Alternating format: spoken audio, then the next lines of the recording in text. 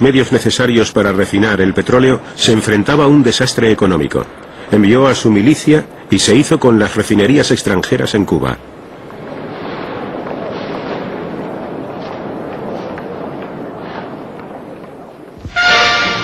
La respuesta de Estados Unidos no se hizo esperar. At his White House press conference, President Eisenhower announces that Cuba's assigned share of the United States sugar market has been cut by 95%, in reply to what I call Fidel Castro's deliberate policy of hostility. La tensión iba en aumento y Castro nacionalizó otras inversiones estadounidenses valoradas en más de $1.000 millones. Un furioso presidente, Eisenhower, declaró el embargo comercial total y dio órdenes a la CIA para que reclutara exiliados cubanos. Su intención era entrenarlos para destruir el régimen de Castro. Las agencias del gobierno de Estados Unidos empezaron a preparar personal para bombardear Cuba, quemar los cañaverales. Cuba es cañaveral, es sugar cane. Es muy grande la cantidad de azúcar, de caña. Y venían las avionetas con sustancias inflamables y nos quemaban los cañaverales. Eso fue muy grave eso. Era la riqueza de Cuba, la única que teníamos. Desarrollando una guerra sucia. Grupos irregulares que llegaron a actuar en todas las provincias del país, hasta en la provincia de La Habana.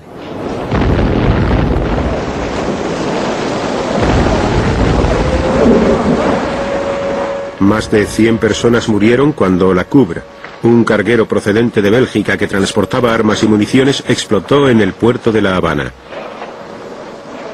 Se sospechó que la CIA había llevado a cabo un sabotaje, pero esta hipótesis nunca se demostró.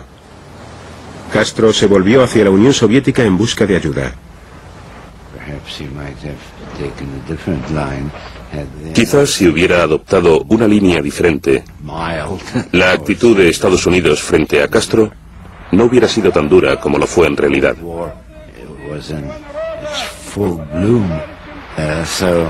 La Guerra Fría estaba en pleno desarrollo, de manera que todo lo que contrariaba a Estados Unidos era acogido con agrado en este país y viceversa.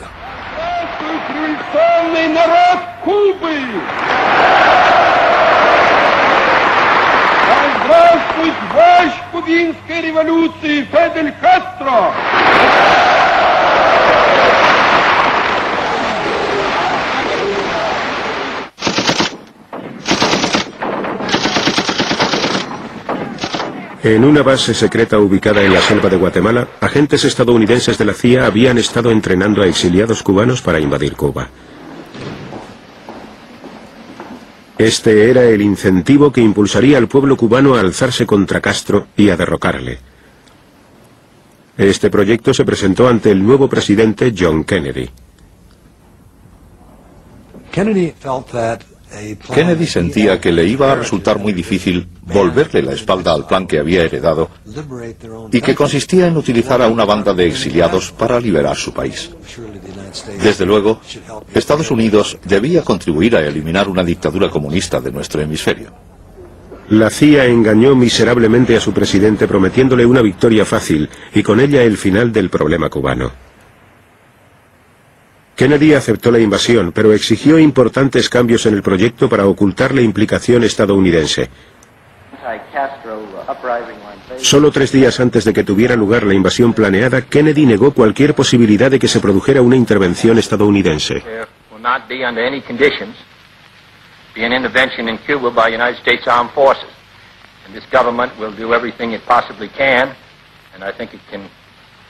meet its responsibilities to make sure that there are no Americans involved in any actions inside Cuba.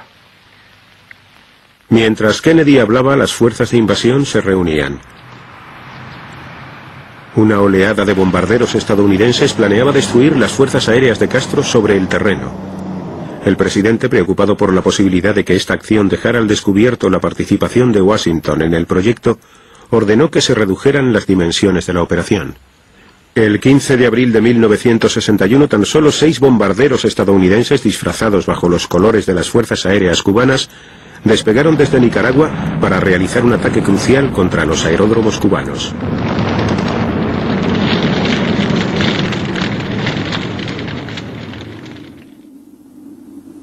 Pero con tan pocos bombarderos, solo consiguieron destruir 3 aviones cubanos. 7 civiles resultaron muertos. Tras enterrar a los fallecidos, Castro, buscando el apoyo soviético, declaró que la revolución era una revolución socialista. Porque lo que no pueden perdonarnos los imperialistas es que estemos aquí y que hayamos hecho una revolución socialista en las propias narices de los Estados Unidos. Continuamos preparando. Resistir nada.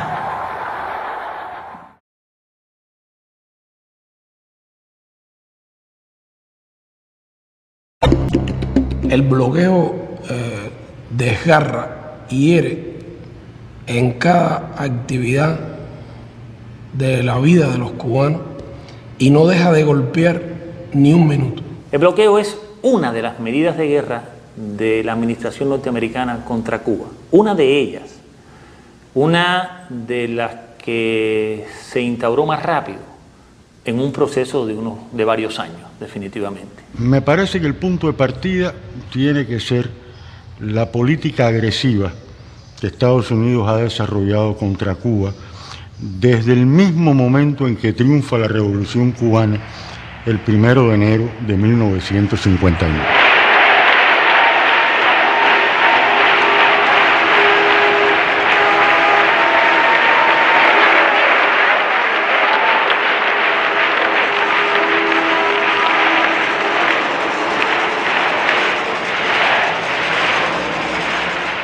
Cae el régimen de Batista.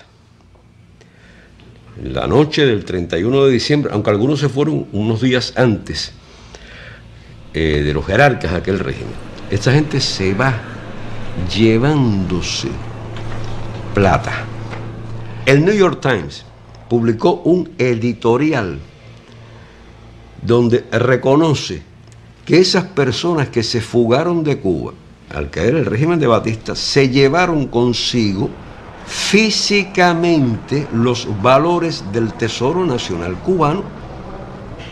¿Usted ha visto un centavo de ese dinero? Jamás ni extraditaron a los ladrones, ni devolvió el gobierno de Estados Unidos un céntimo. De manera de que no hay la menor duda que el primer golpe y uno de los más severos a la economía cubana lo propinó el gobierno de Estados Unidos. Yo diría que antes de que se instaurase el poder revolucionario en Cuba.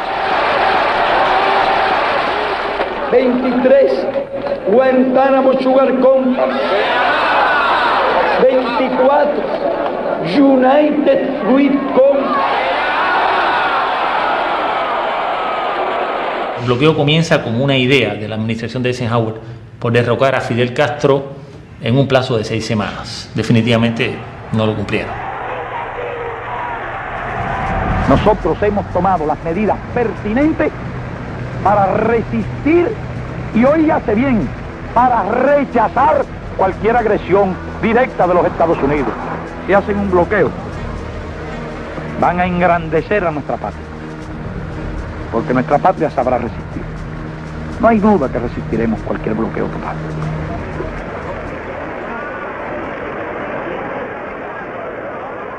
Y en ese mismo periodo comenzaron a surgir las primeras medidas del bloqueo. O sea, comenzaron por el corte del suministro de petróleo.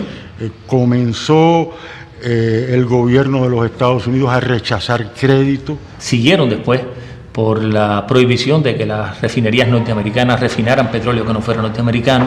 Comenzó a reducir la cuota azucarera. Después suprimieron la venta de partes y piezas a las empresas cubanas. Imagínense ustedes, estamos hablando de un sistema industrial en los años finales de los años 50, inicio de los años 60, donde prácticamente toda la tecnología que había en Cuba era una tecnología norteamericana. O sea que hubo una conjunción en el tiempo entre los actos de sabotaje y los atentados y el inicio de las medidas económicas restrictivas contra Cuba. Cuba dependía en más de un 70% en su comercio del comercio con Estados Unidos. Cuba vendía a Estados Unidos más del 60% de su azúcar, Por lo tanto, en la lógica de la guerra, era una medida racionalmente pensada, intencionalmente dirigida a derrocar un gobierno. Hay un memorándum interno del Departamento de Estado donde un funcionario describe lo que ellos se proponen hacer. Este es un memorándum que no se conoció en aquel momento, que fue el año del 60. Este documento vino a conocerse en los años 80, años 90, cuando fue desclasificado. En ese memorándum, este funcionario que hace un análisis de lo que significarían esas, y no estamos hablando ni de Torricelli ni de Helms-Burton, estamos hablando de las primeras medidas, los primeros pasos. Faltaba un año para la invasión de Playa Girón, faltaba un año para que Fidel anunciara que en Cuba había una revolución socialista. Decía, la mayoría de los cubanos apoyan a Castro. Era el documento preparado para el presidente. No existe una oposición política efectiva. Reconocía el hecho de que la revolución cubana tenía, como tiene hoy, un inmenso apoyo popular. De otra manera no habría podido sostenerse. El único medio previsible, decía, para enajenar el apoyo interno es a través del desencanto y el desaliento. Hay que lograr crearles desaliento, desencanto, basado en la insatisfacción y las dificultades económicas. Debe utilizarse prontamente, decía el subsecretario, cualquier medio concebible para debilitar la vida económica de Cuba, negarle dinero y suministros a Cuba, para disminuir los salarios reales y monetarios, a fin de causar hambre, desesperación y el derrocamiento del gobierno. La esencia de la política del principio ha sido golpear al pueblo, dañar a la gente, hacerla sufrir como medio de combatir a un gobierno revolucionario. Hay que apretarlos tanto, hay que meterle tanto vapor a la caldera hasta que estalle.